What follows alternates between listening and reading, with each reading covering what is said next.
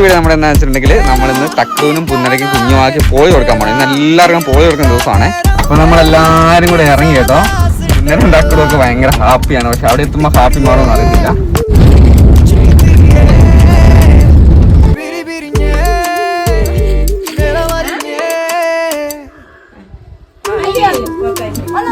തുപ്പല്ലേ